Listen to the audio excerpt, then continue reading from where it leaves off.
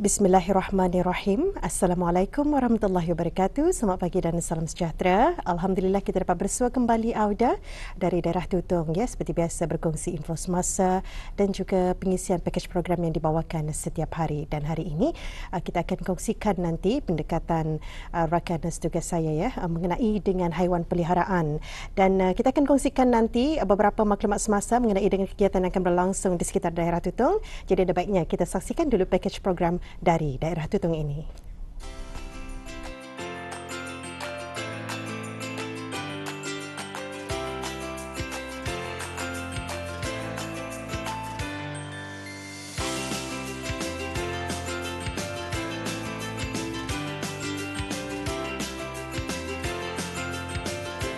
Haiwan adalah sebahagian dari hidupan bernyawa yang menghuni di muka bumi ini.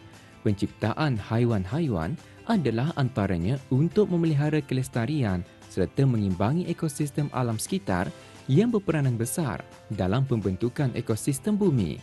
Tidak dinafikan, penciptaannya juga telah memberikan sumbangan besar kepada kehidupan manusia.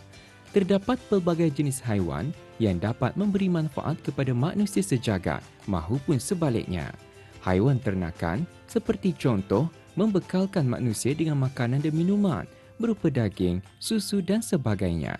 Manakala terdapat juga haiwan yang dicipta sebagai peneman kepada manusia, iaitu haiwan peliharaan atau haiwan domestik yang dapat dijadikan sebagai teman di kala sepi.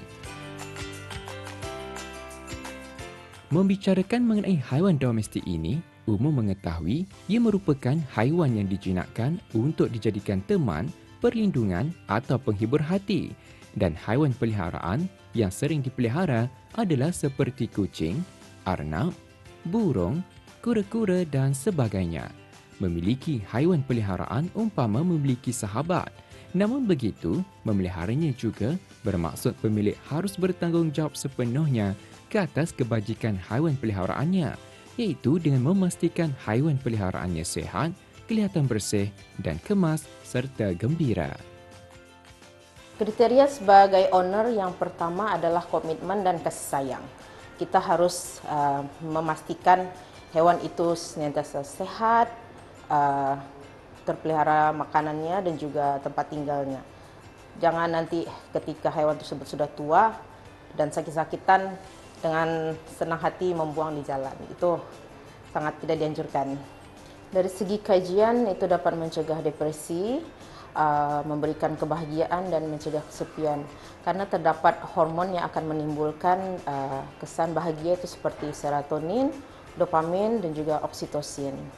Dan saya membaca sebagian kajian juga memelihara hewan peliharaan dapat membantu untuk kesehatan daripada anak-anak yang OKU. Kita dapat memastikan kesejahteraan hewan itu dapat dilihat dari perilaku dan juga nafsu makannya. Jadi kita harus menjaga lingkungan yang sehat, makanan yang bernutrisi dan juga apabila ia sakit, kita harus bertanggung jawab membawa dia ke klinik haiwan untuk terapi dan juga pengobatan. Mengasihi haiwan peliharaan tidak hanya menjaganya semata-mata tanpa persediaan yang lengkap. Para pemilik seharusnya mempertimbangkan beberapa hal tertentu sebelum memilikinya bagi mengelak dari berlakunya pembuangan haiwan peliharaan di kemudian hari. Antara faktor utama adalah pemilik haiwan harus memiliki ruang dan masa untuk memberikan perhatian pada haiwan peliharaannya.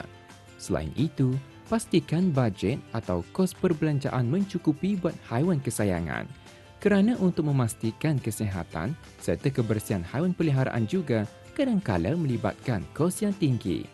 Terakhir, para pemilik seharusnya sudah cukup bersedia dengan informasi yang mencukupi dan lengkap berkenaan haiwan yang ingin dipelihara dengan mendapatkan maklumat sama ada dari laman internet, kedai-kedai haiwan atau klinik veterina yang diiktiraf.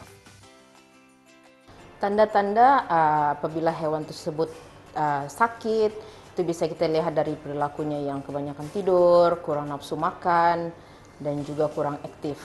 Untuk owner, saya menyarankan untuk menyediakan first aid bagi hewan, yaitu termasuk termometer untuk mencek apakah suhu badannya tinggi ataupun rendah. botol untuk penyimpanan air panas, dan juga mungkin sebagian vitamin dan obat-obatan di rumah untuk pertolongan pertama.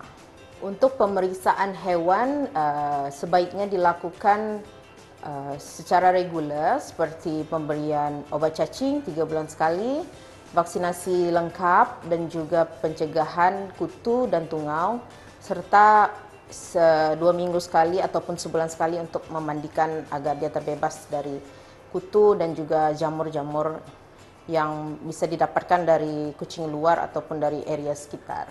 Nasihat saya terhadap orang ramai untuk menyayangi hewan, karena kita sama-sama makhluk hidup, sama-sama ingin mendapatkan kehidupan yang bahagia dan juga memerlukan makan. Jadi nasihat saya, apabila mungkin kita melihat hewan terbiar, hewan peliharaan, mungkin ada keringanan tangan untuk memberi makan dan membawa dia ke klinik apabila ia sakit ataupun membutuhkan pertolongan. Memiliki haiwan kesayangan setentunya banyak memberi impak positif buat pemiliknya. Banyak kajian telah membuktikan bahawa mereka yang mempunyai haiwan peliharaan akan lebih bersikap prihatin dan mengasihi. Selain menjaga haiwan peliharaan juga membentuk sikap bertanggungjawab dalam diri. Perasaan dan sikap positif terhadap haiwan peliharaan boleh meningkatkan rasa harga diri dan keyakinan diri. Di samping itu juga, dalam menjaga haiwan peliharaan, pasti memberi pemiliknya pengalaman disayangi serta menyayangi dan suka serta kesetiaan. Oleh itu, sayangilah haiwan peliharaan Auda dengan menjaganya dengan baik dan penuh keikhlasan. Diiringi dengan kasih dan sayang kerana haiwan juga makhluk hidup yang mempunyai perasaan kasih terhadap pemiliknya.